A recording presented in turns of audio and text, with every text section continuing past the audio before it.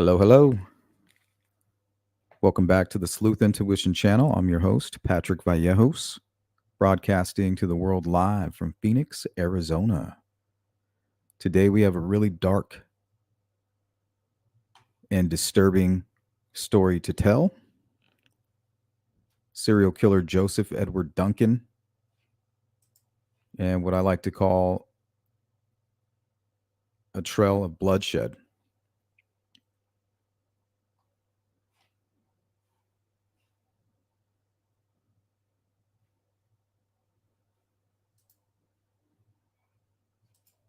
So before we get started, there will be some graphic content.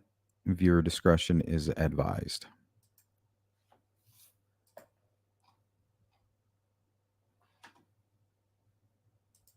Good to see you, Jill Moser, Zoe Kitty, Jerry, Jibbo.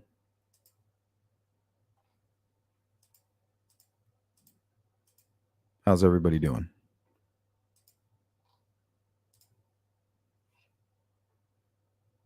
Good to see you, Beth.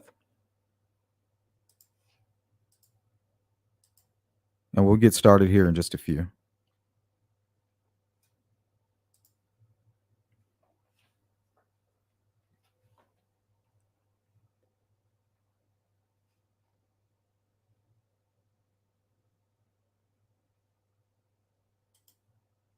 Hope you guys are enjoying your Wednesday.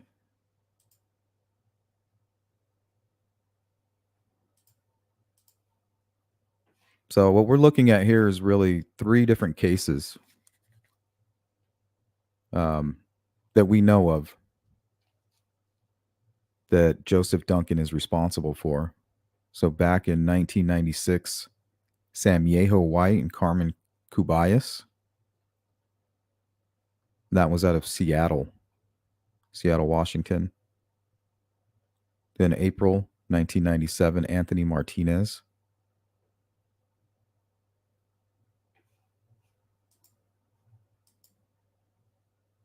That was out of Beaumont, California. And then the Groene family and mother's boyfriend, Mark McKenzie, 2005, in Coeur d'Alene, Idaho.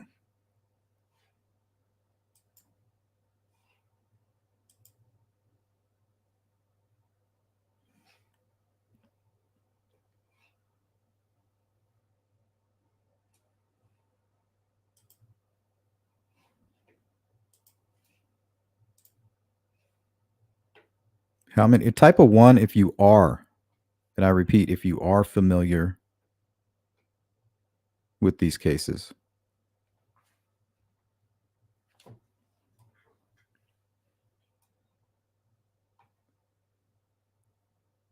I've been kind of looking into it for about a month now.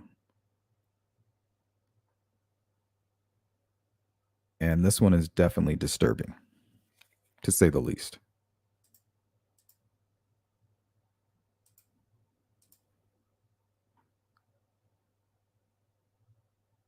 Jibble says no.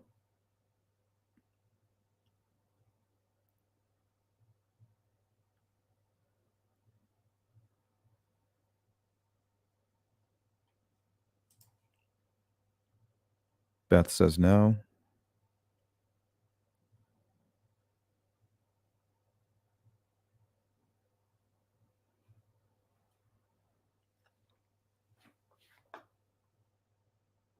It's really strange too. When you kind of map it out, it makes like a smiley face, very similar to Brian Koberger's little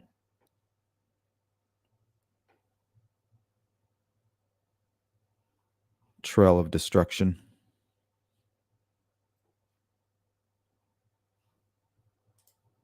Nope. Zoe says nada. Nope. Okay, so the two half sisters up there on the left, top left, Samyeho White, aged 11, and her sister Carmen Kubayas, aged 9. Both vanished on July 6, 1996, after leaving the Crest Motel in Seattle. Their skeletal remains were found on February 10th, 1998, in Bothell, Washington. Duncan confessed to beating the two young girls to death.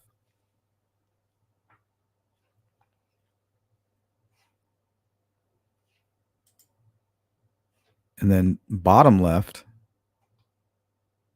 that is Anthony Martinez. On April 4th, 1997, 10-year-old Anthony Michael Martinez was playing with friends in the front yard of his home in Beaumont, California, when an unknown man approached the group asking for help in finding a missing cat. When the boys refused, the man grabbed Martinez at knife point and threw him into his vehicle. After a 2-week search, Martinez's body was found nude and partially decomposed in Indio, California on April 19th.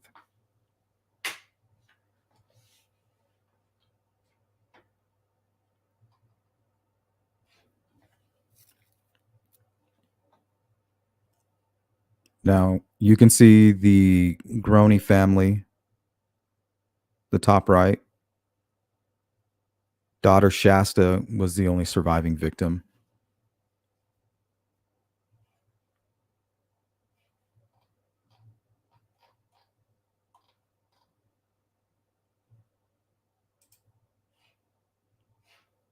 On May 16th, 2005, authorities discovered the bodies of Brenda Groene, who was 40, her boyfriend Mark McKenzie, who was 37, and her son Slade Groene, who was 13, in their home along Lake Coeur d'Alene outside the city of Coeur d'Alene. Now, I actually have video of Lake Coeur d'Alene. Let me put that on. This was from my trip out there.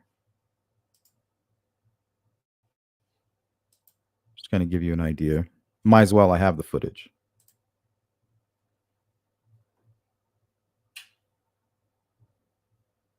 Now, I believe I am on the south, kind of facing south, closer into the city of Coeur d'Alene, but I think they're referring to a little bit further out and maybe on the east side of the lake. And there's houses all around this lake, so. In their home along Lake Coeur d'Alene, outside the city of Coeur d'Alene, Idaho. Two of Brenda's other children, Dylan, who was 9, and Shasta, who was 8, were missing. An Amber Alert was issued, and searchers combed the area for their missing children while authorities investigated the deaths at the home as homicides. Autopsies determined the cause of death to be blunt trauma to the head. Authorities also noted that the victims had been bound.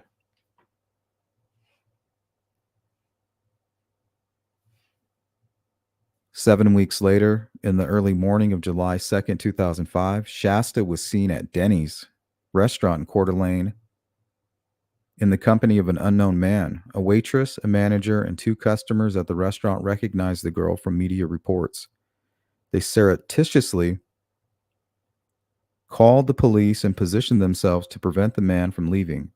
Police officers arrived at the restaurant and arrested the man, later identified as Duncan, without incident. Shasta identified herself to the waitress at the restaurant and authorities and was taken to Kootenai Medical Center for medical treatment and to be reunited with her father. Coeur d'Alene police, meanwhile, detained Duncan on kidnapping charges and on his outstanding federal warrant.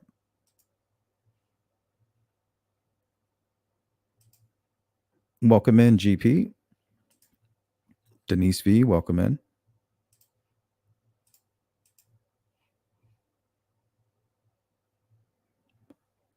Yeah, Coeur d'Alene's a beautiful place.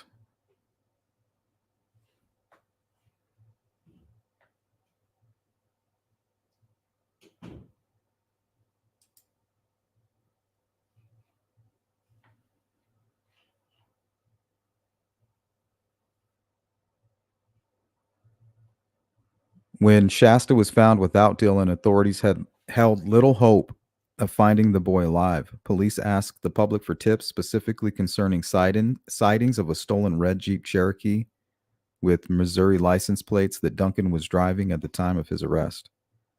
Authorities discovered that Duncan had rented the car in Minnesota and never returned it. A gas station employee in Kellogg, Idaho, about 40 miles east of Coeur d'Alene, recognized the vehicle as one that had stopped at her station hours before Duncan was arrested.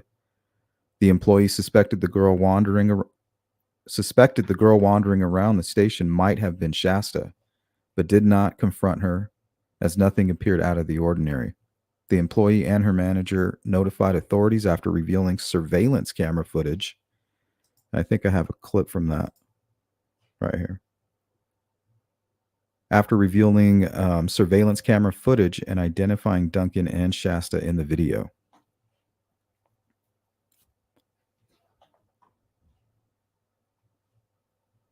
So he just finished killing her entire family, except her father, along with her mother's boyfriend.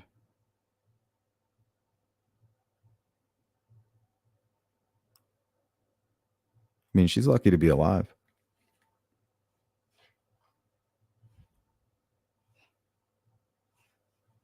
On July 4th, 2005, investigators found human remains at a remote makeshift campsite in the Lolo National Forest near St. Regis, Montana.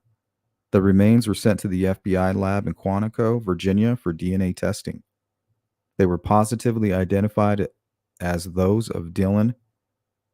During the trial, it emerged that Duncan shot Dylan at point blank range by holding a sawn off 12 gauge shotgun to his head.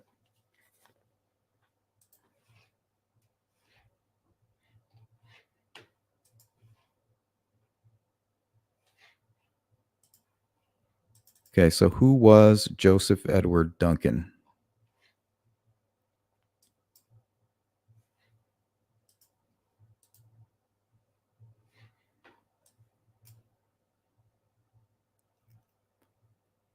So it'd be Joseph Edward Duncan III. Born February 25th, 1963, died March 28th, 2021. Welcome in, Patty. Why did the killer choose this family? He spotted the children playing in their yard.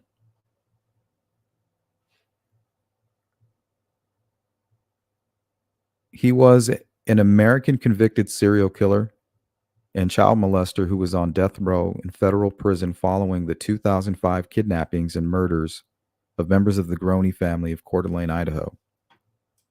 He was also serving 11 consecutive sentences of life without parole for the 1997 murder of Anthony Martinez of Beaumont, California.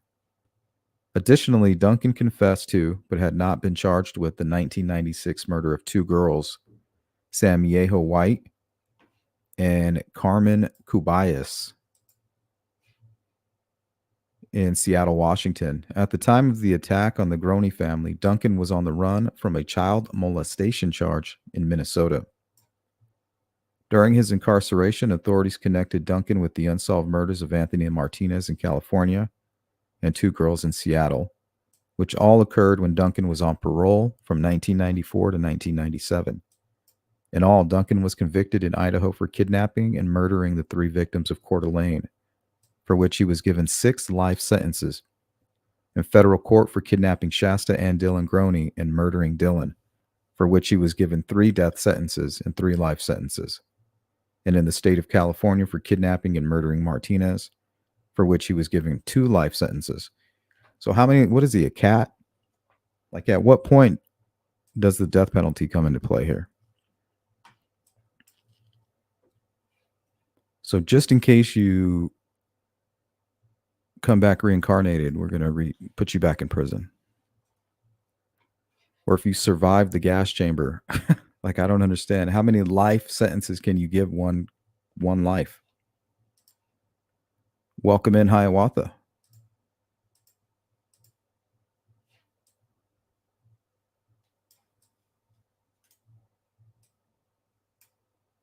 Duncan died on March 28th, 2021 at the age of 58 as a result of a terminal brain tumor.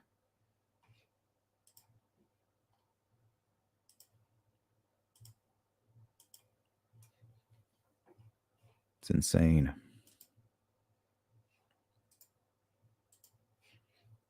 Joseph Edward Duncan III was born in Fort Liberty, North Carolina on February 25th, 1963.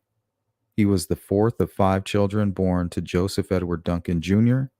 and Lillian Mae Duncan. He had 3 older sisters and a younger brother. Duncan's father was in the United States Army.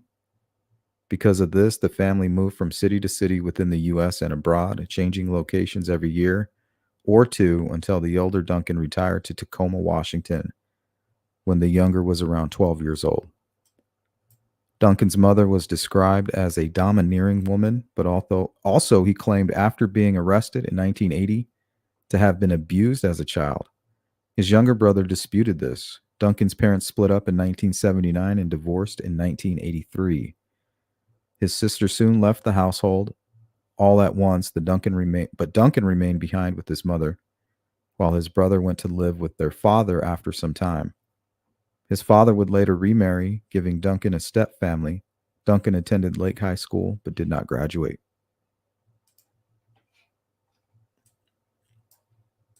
Duncan had a long history as a violent sexual predator.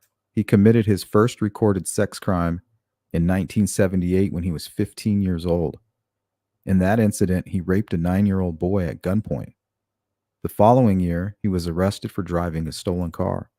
He was sentenced as a juvenile and sent to the Jesse Dislin Boys Ranch in Tacoma, where, according to a report by the Associated Press, he told a therapist assigned to his case that he had bound and sexually assaulted 6 boys. He also told the therapist that he estimated that he had raped 13 younger boys by the time he was age 16. I've never heard anything like this. In 1980, Duncan stole several guns from a neighbor and abducted a 14-year-old boy, raping him at gunpoint. He was sentenced to 20 years in prison for the crime, but was released on parole in 1994 after serving 14 years. While out on parole, Duncan is known to have lived in several places in the Seattle area. He was arrested again in 1996, this time for marijuana use, and released on parole 7 weeks later with new restrictions. Authorities believe that Duncan murdered Samyeho White and Carmen Kubayas in Seattle in 1996 and Anthony Martinez in Riverside County, California in 1997 during his parole period. However, both those cases went cold and were not tied to Duncan until after his arrest in the Groene case. Duncan was arrested in Missouri and returned to prison in 1997 after violating the terms of his parole. He was released from prison on July 14th of 2000 with time off for good behavior and moved to Fargo, North Dakota. In March of 2005, Duncan was charged with the July 3rd, 2004 molestation of 2 boys at a playground in Detroit Lakes, Minnesota.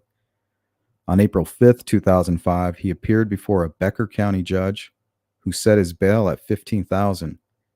A Fargo businessman with whom Duncan had become acquainted helped him post bail. That's creepy.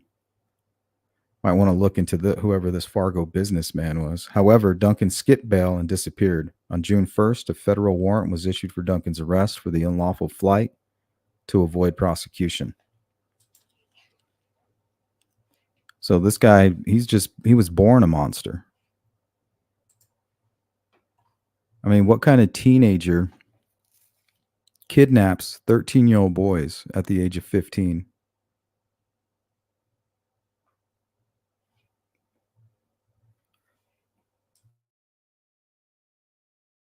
So imagine all of the cases that we don't know about or that he hasn't admitted to.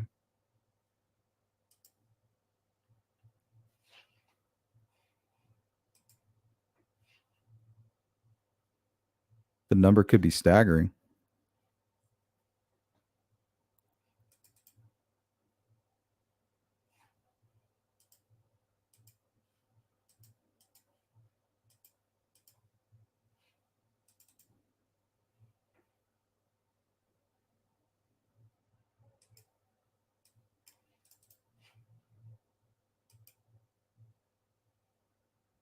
Let me know if you guys have any problems hearing this audio here from these videos. 4 years ago tonight, a Coeur d'Alene family went to bed not knowing it would be the last night of their lives. Early in the morning on May 16th, Joseph Duncan broke into the Groene and McKenzie home and killed Brenda and Slade Groene and Mark McKenzie. He also kidnapped Dylan and Shasta Groene and later killed Dylan. Tonight, as Joseph Duncan awaits another child murder trial, Dylan and Shasta's father is speaking out. KXLY4's Tori Brunetti is here with Steve Groene's story. Joseph Duncan already faces the death penalty for his attacks on the Groene McKenzie family. Now, a California prosecutor wants him to be executed for a child he murdered there. But Steve Groene told the Palm Springs TV station this week that legal proceedings in California are preventing him from getting closure. We just like to see him put to death. I think that would give everybody closure. The house where Joseph Duncan killed Brenda Groene, Slade Groene, and Mark McKenzie, yes, he did, right before he kidnapped Dylan and Shasta Groene, no longer stands. But the pain Dylan and Shasta's father feels remains strong.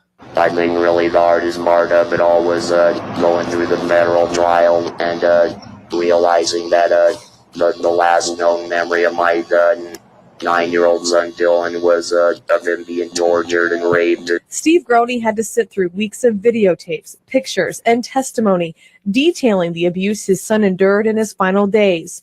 And now there is a possibility another parent might have to go through the same thing. You know, is that really the last thing you want everybody to remember of Anthony? It certainly wasn't the last thing I wanted everybody to remember about Dylan. Duncan is charged with the kidnapping and killing of 10-year-old Anthony Martinez in California in 1997. He was extradited to Riverside County earlier this year. Steve Groene feels Anthony's family deserves justice, but doesn't understand why another trial is necessary. He's never going to spend time in a California prison. He's never going to be put to death in California. So, you know, we just don't understand what the reasoning is there, especially if the outcome basically all it does is prolong Duncan's life. That to me seems like that's a crime within itself, basically. Today, a California judge ordered 2 doctor evaluations. Only one has been completed. Duncan is scheduled to be back in court in June. Now, in a letter, Anthony Martinez's mom wrote in response to Steve Groene's comment, she said the trial in California would not extend Duncan's life. She says if a date is set for Duncan's execution and the trial in California is still going on, he will be turned back over.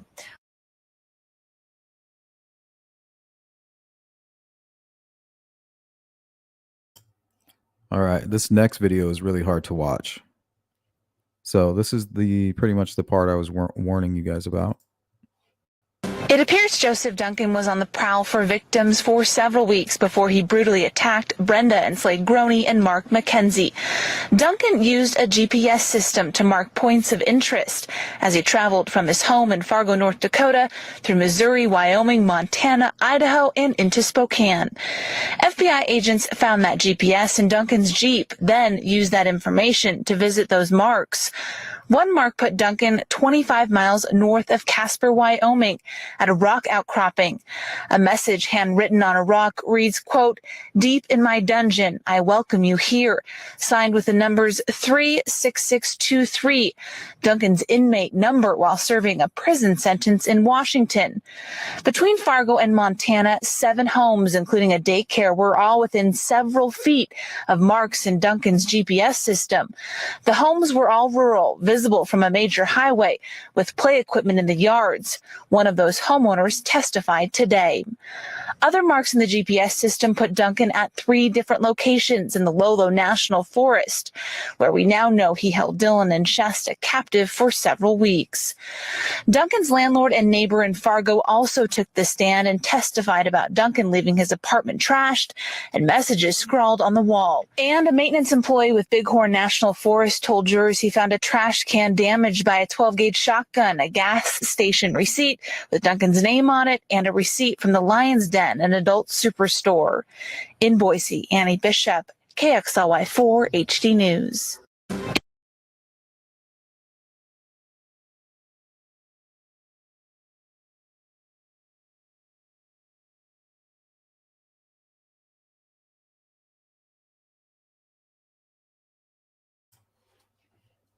Sorry. Actually, that wasn't the one I warned you about. That'll be in I'm going to play a few videos. I'll let you know. We were in court yesterday with the presentation of those letters as well as the testimony of 8 witnesses. And, you know, it's got to be difficult for the media and obviously those people on the jury. It certainly is. Even just hearing you guys read excerpts of those letters just brought me back to how I felt yesterday when federal prosecutors actually showed those letters. We didn't actually get to read, they didn't actually read them out loud to the jurors. They briefly showed them up on a big screen, a big projector. It was also the first time that Steve Groene, he said that that's the first time that he had ever seen those letters. He was verifying that those were his children's handwriting. And I mean, what a horrible way to find out about these letters. I mean, knowing that they were to him. Dylan and Shasta wrote these letters to him while Duncan held them captive. So that was the first time that we saw those letters, the first time that Steve Groene saw those letters. We also heard for the first time from Shasta. There was Sorry a to hear dash that, cam Solar Chef. conversation recorded in a police cruiser just moments after she was discovered at that Denny's restaurant on July 2nd. In that conversation, it lasted about 10 or so minutes off and on. The officer just trying to talk to her, and he basically said it appeared like she really needed to tell someone what had happened over the past 7 weeks. She told the officer that Duncan brought her back home because she taught him how to love again. When the officer asked about her brother, she said that he was in heaven. All right. Did you guys hear that? That goes back to a previous question. Zoe Kitty asks, do they know why he allowed the little girl to survive?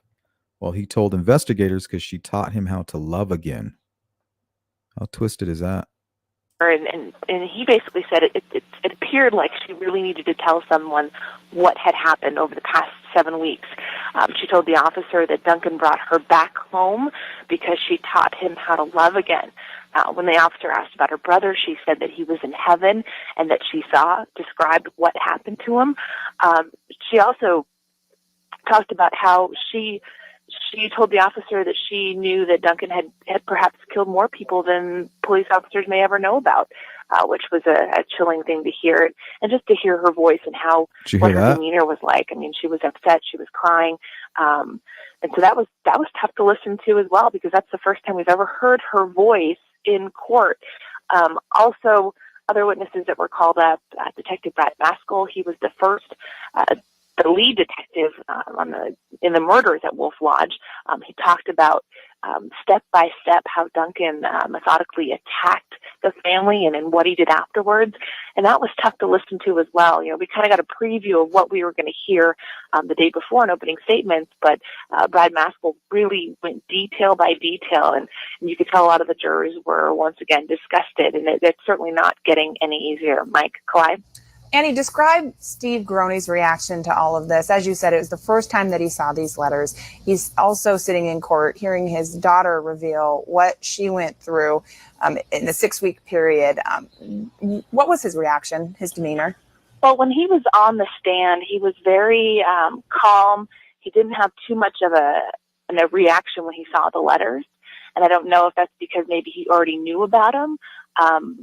So he just looked at him and said, yes, those are my children's handwriting.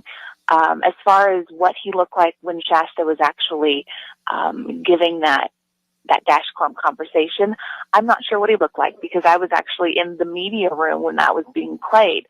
I understand that they actually didn't show her face. It was just her voice. So I don't know what he looked like, but I know throughout the trial, even the last 2 days, we've been here 2 days now, sorry, that, you know, a few times he'll close his eyes and kind of take a deep breath and, you know, hold his significant other's hand and kind of just lean on each other for support. Clyde? Annie, in the letter that Dylan wrote to Shasta, he refers to someone as Jet. Can you put into context who Jet was? From what we're understanding, Jet, perhaps he told Dylan and Shasta that his name was Jet. Because I'm trying to think when we're reading in the conversation, Joseph Edward Duncan, there was a point where she talked about Jet bringing her home, and she said Jet. We're making an assumption. Yeah, it's not Jet, it's Jed. Those are his initials. Joseph Edward Duncan, Jed, not Jet.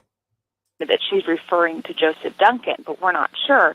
But the fact that Dylan's also mentioning a Jet in his letter makes us believe that perhaps he was telling the children that his name was Jet and not Joseph Duncan. Mike? Yesterday, Duncan they were hearing him asked two incorrectly. witnesses It was some Jed. questions. However, they're kind of bizarre. Tell us about that. Well, yeah, they were interesting. And, he's been fairly quiet this entire time since, everything has started. He said yes, no, no objections. The first person he cross-examined was an FBI agent, lead FBI agent out of Coeur d'Alene. And they showed the Conoco surveillance video. That's that video that we see of Shasta and Duncan inside the Conoco station in Kellogg. They showed that. It was about 8 minutes long, showed them walking through the aisles, and was over. He said, I have a question, and he wanted the court to go back to the last frame of that video. And so we're looking at the last frame of the video, and he says that he sees a police cruiser pulling out, driving by when Duncan and Shasta were in their red Jeep pulling onto the freeway. And he said, did you notice that police cruiser? I didn't see the police cruiser in the video because we couldn't stop that last frame and freeze frame it. And the FBI agent said, no, I didn't. And then that was the end of it. There was no follow-up question, no redirect. That was it. He also cross-examined the Denny's restaurant manager. And in that conversation, he wanted to clarify. It was mostly for clarification. There was no challenge of the facts. He said, you served the milkshake with glass and also in a metal container. Sometimes restaurants will do that and they'll give you the extra amount of milkshake. He said, is that typical? Do you typically give, us 2 things of milk? Yes, that's true.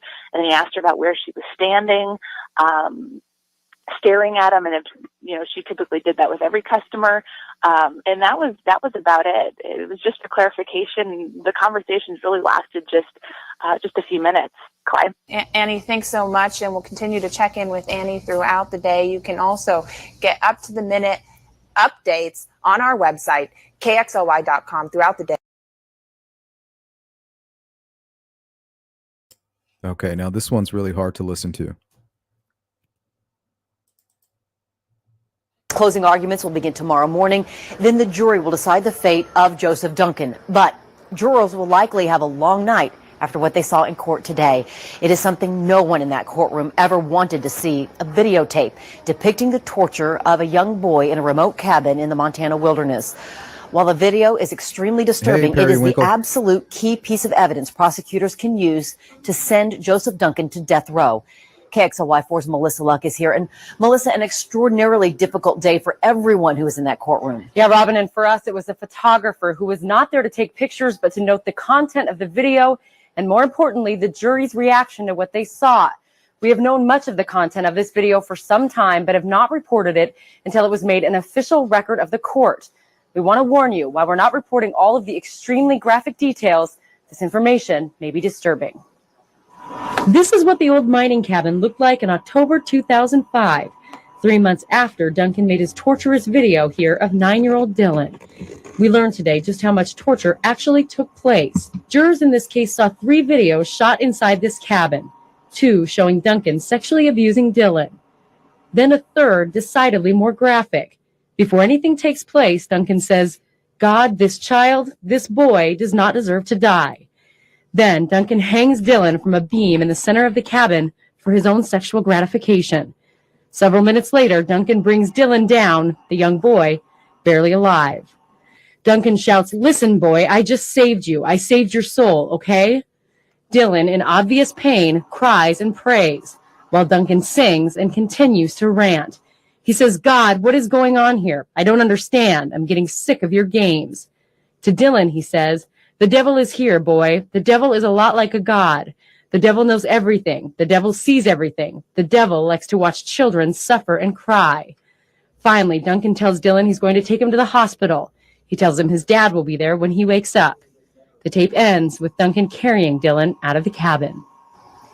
And when the tape was shown, some of the jurors cried. At least one held her hand over her mouth. All of them, though, watched the video. Some of them maybe looked away for a minute, but they watched, likely knowing how absolutely crucial it was to this case. I don't know. Imagine sitting on that jury and they're making you watch a real life snuff film.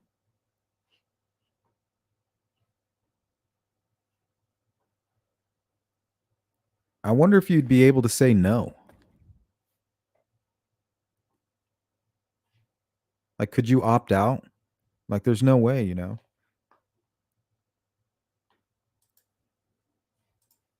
How they could. No. Melissa, you have Welcome in, Vid Inquiries and Grunge Truck. Welcome in, guys. actually been in that cabin. What was that like? It's disturbing to see it now and to hear the context. We had known basically what happened there before we went there, and even not knowing all the specifics and not seeing the video, just being there, it's very remote. It's not a place you get to by accident. You know that, especially if a child's being brought there by someone like Joseph Duncan, that he absolutely has to be terrified before anything happens. And it's just amazing now, 3 years later, to hear that these jurors are being subjected to this. We're trying to find out if those jurors are going to be offered counseling, what's available for them, but they're going to have a rough night tonight before Yeah, I they think start so, their Grunge. deliberations tomorrow. Welcome They're in. going to be able to sleep at all. Yeah. Melissa, thanks so much.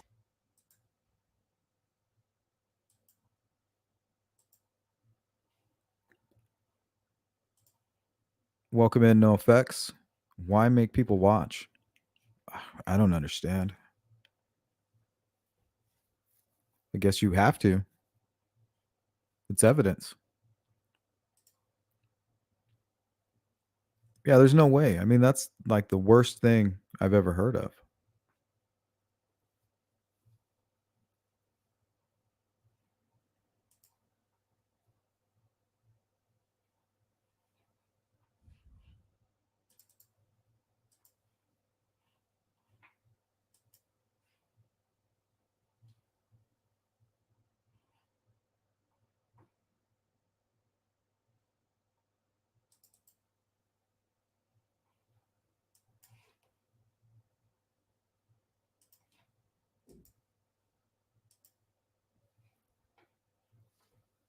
All right.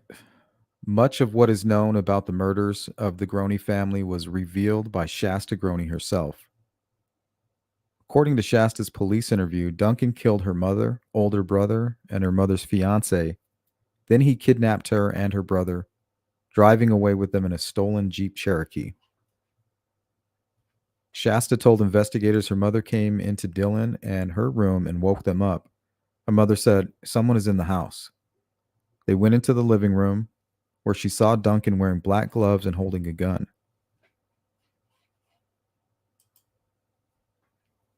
Duncan tied her mother's hands with nylon zip ties and did the same to her mother's fiance and her brother Slade. Shasta and Dylan were removed from the house and placed outside on the lawn. While waiting with her brother, she heard multiple thumping sounds from inside the home. She then saw her injured older brother staggering away from the entrance to the house. Duncan then bludgeoned the three to death and proceeded to place Shasta and Dylan in his car. Duncan took both children to other locations where he repeatedly raped and tortured them for 6 weeks. Shasta stated that they drove a long distance and stayed in 2 different campsites, where Duncan told her of having beaten her family members to death with a hammer. Shasta also told investigators how Dylan was murdered.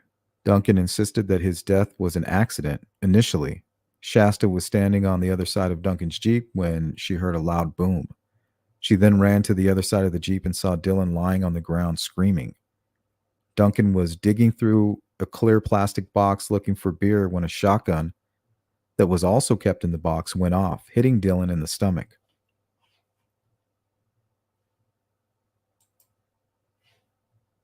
Shasta said that she then saw Duncan put the shotgun to Dylan's head and pull the trigger, but it failed to fire. While Dylan begged Duncan not to kill him, Duncan reloaded the gun, put it back to the boy's head, and pulled the trigger. Dylan was killed instantly. According to Shasta, Duncan then started crying and told her that he only killed him to put him out of his misery.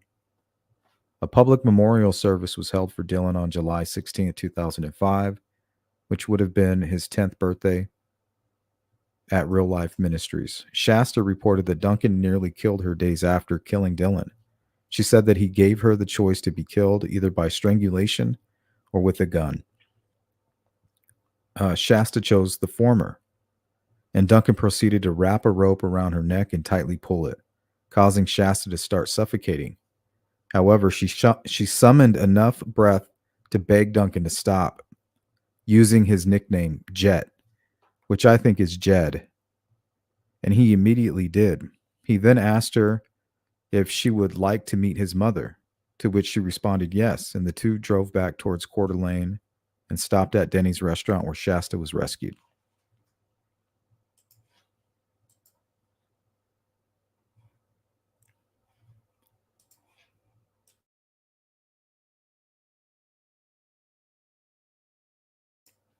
Yeah, tell me about it. I don't know if I could sit on that jury. Like, oh, by the way, you have to watch a real life snuff film.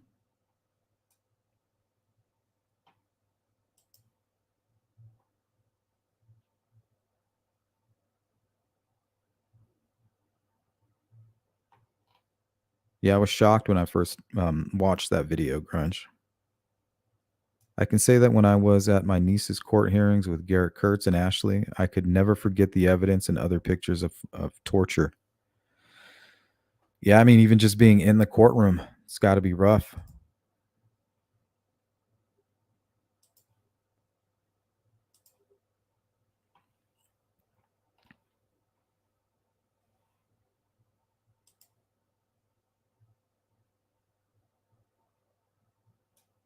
Yeah, it's going to be bad.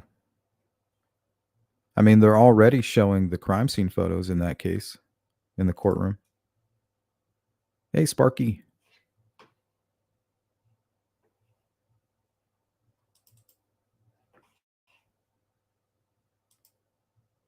Let's see here. Here's an article titled Sister of Convicted Killer Duncan Tells Judge About Abuse.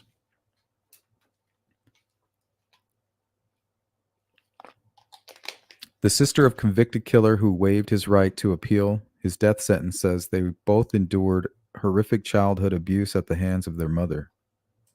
Sherry Cox was in Boise's U.S. District Court Wednesday to testify in the competency hearing of Joseph Edward Duncan III, who was sentenced to death in 2008 after admitting he kidnapped and tortured two northern Idaho children before killing one of them in Montana.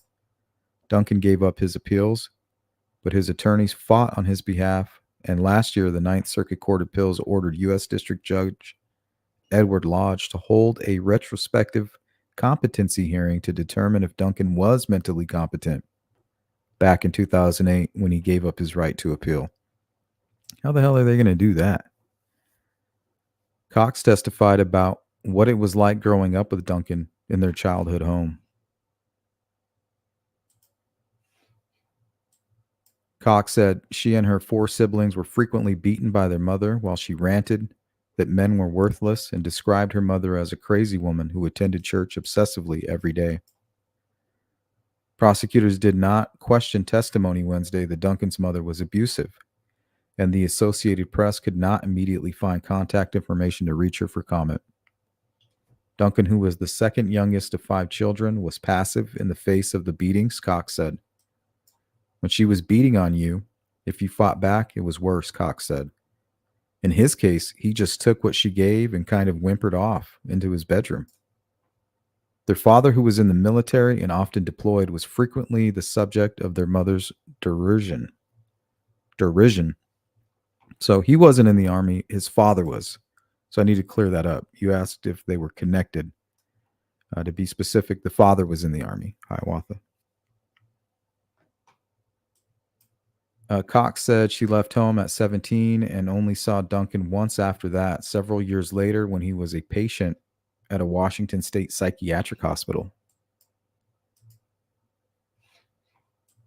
Years later, her sister called to see if she'd heard or seen from Duncan because no one had talked to him in some time. Cox responded that she hadn't. She was boating just a week or so later when she heard Duncan's name during a radio news story. And then I heard my brother had been arrested for the, she said, pausing, thing in Idaho. Duncan's defense team also called Duncan's former attorney, John Adams, to the stand. Adams represented Duncan during his state court trial for the murders of Brenda and Slade Groene and Mark McKenzie, crimes that Duncan ultimately pled guilty to as part of a plea deal that left him with 6 consecutive life sentences.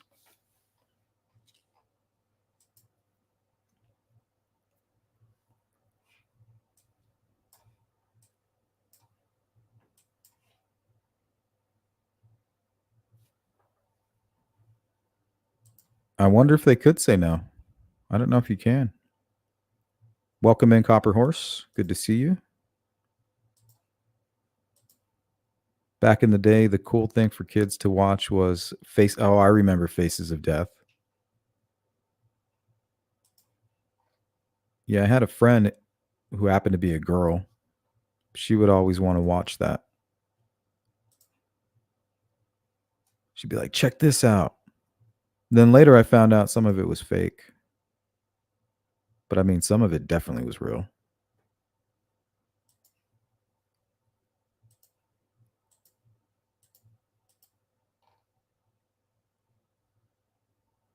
Yeah, some people get off of that. It's called morbid curiosity.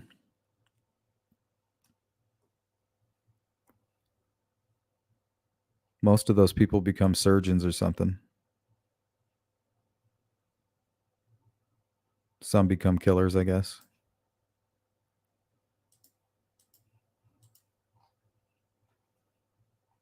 And some people are just morbidly curious.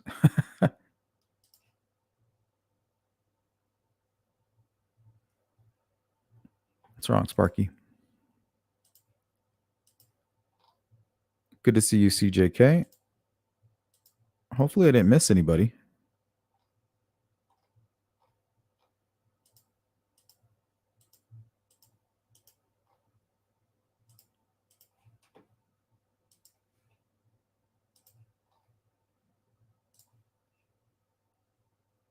What's messed up is he videoed this stuff. Yeah, that's the part that I just can't, like, why? What are you going to do with that video?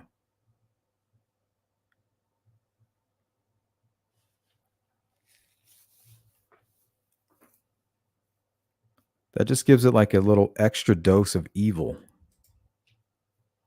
And the crazy shit he was saying during the video, you know, it's like, God, if you're real, you won't allow me to do what I'm about to do. That's how I know that you're not real. Some weird, sick shit like that.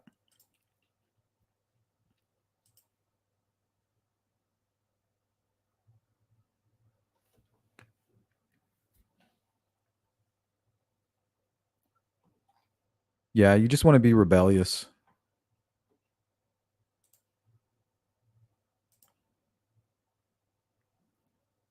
Or you don't even know, you know, you're just learning about life and you don't even know how sick it is. You're still trying to figure out what's sick and what's not sick, you know, in this world.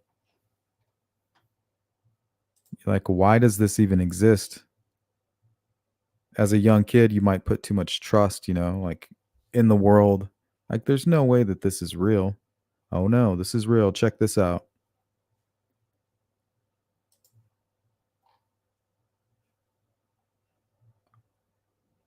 Naive. Oh, I'm sorry to hear that, Sparky.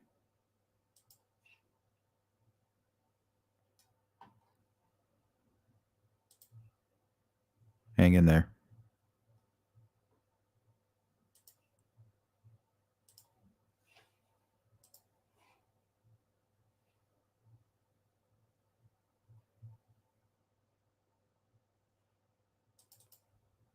Okay, we'll close with this here.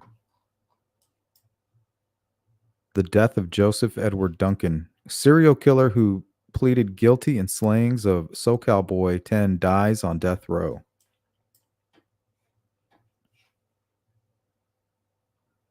A convicted serial killer whose victims included 2 young boys died Sunday at a hospital in Indiana, authorities said. Joseph Edward Duncan died at the medical center near United States Penitentiary, Terre Haute, where he was on death row, according to a statement from prosecutors in Riverside County, California. Duncan, 58, had been diagnosed with terminal brain cancer. He was sentenced to death in 2008 following his conviction of killing of 9-year-old Dylan Groene and 3 adults in Idaho.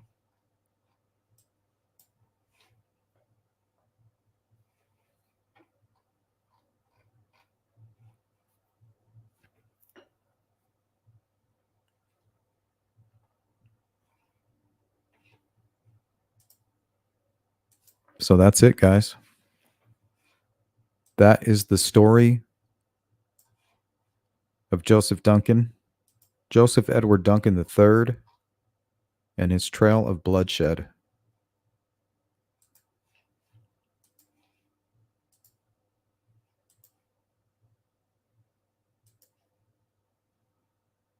Looks like you got some prayers coming your way.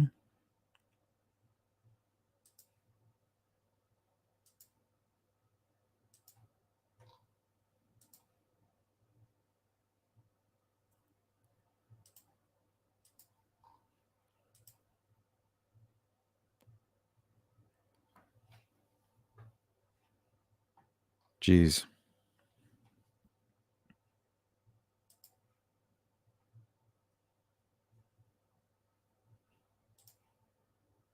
No, you're good. No distraction. We're here for you. Sometimes you just need a little bit of positive energy. You can use the chat for that anytime.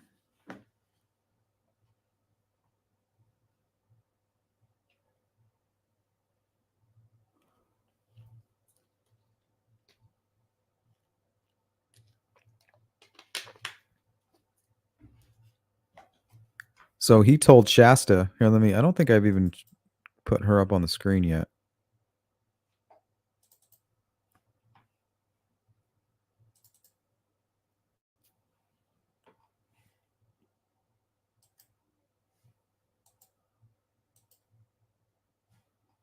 This is her with her father. She was a kid at the time. She's the only one that survived. I think his name is Steve.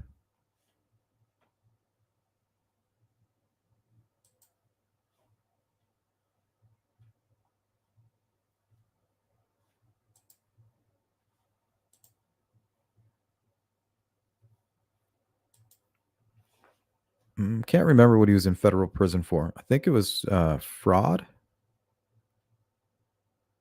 I know he did serve some time for molestation as well. He molested 2 boys in Minnesota. Maybe that's what it was for.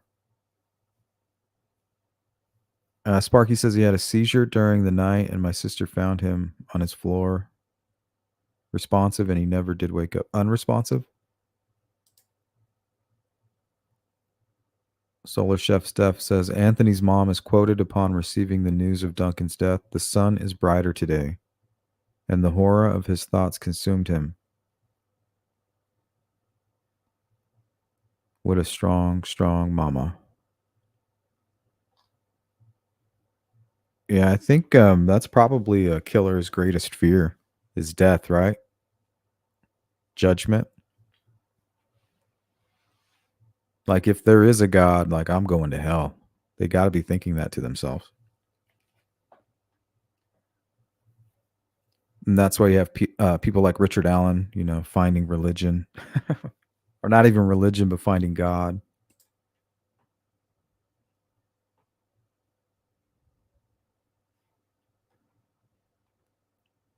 Don't they all?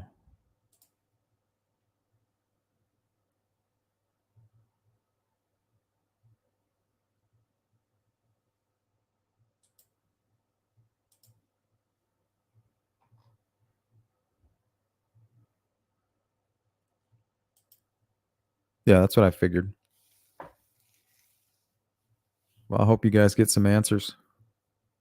I'm not good with that kind of stuff.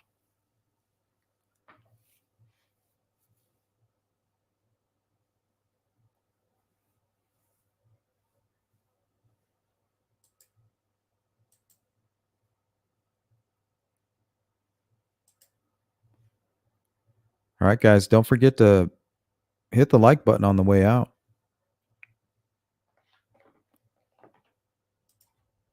Go share the video. It's a hard one to watch, but man, it's an important case. Another reminder of how dangerous it really is out there. And the real apex predator are people like Joseph Edward Duncan.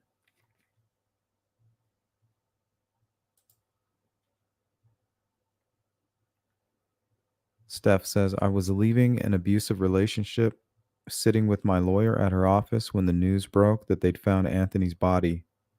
I can still see the aerial footage in my mind. Glad Duncan is gone. I guess they have some closure. They never really found Dylan's body. He was burned in a fire. All they found were like fragments of his bones, his skull, I think teeth and fragments of bone.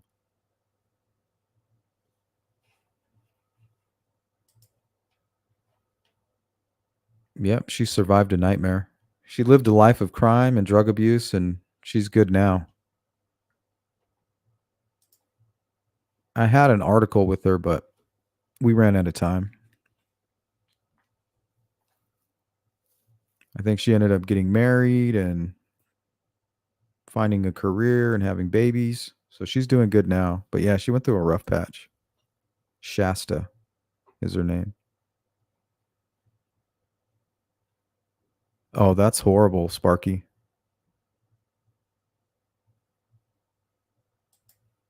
It's got to be tough.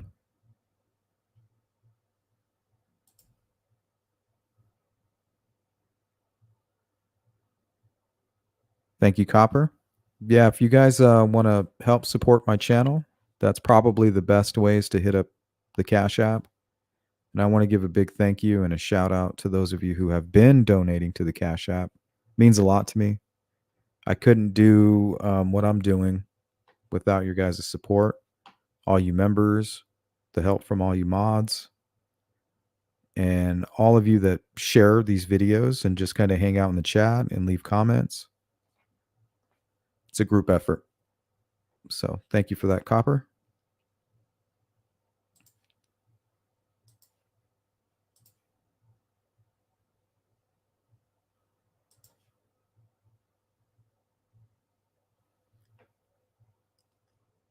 Yeah, I hope you guys get answers.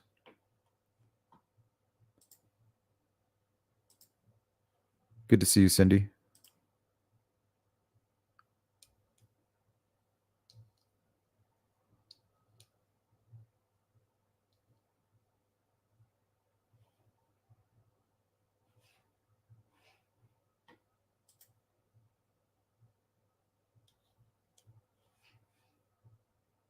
Yeah, you got it, Sparky.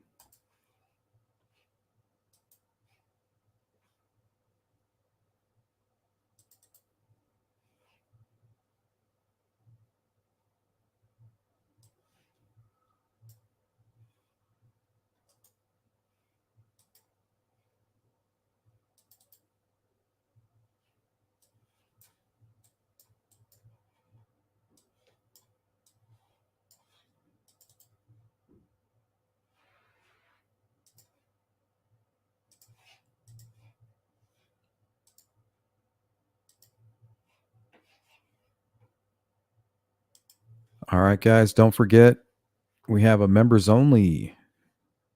Titled that one Sleuth Society. That'll be tomorrow at 6 p.m.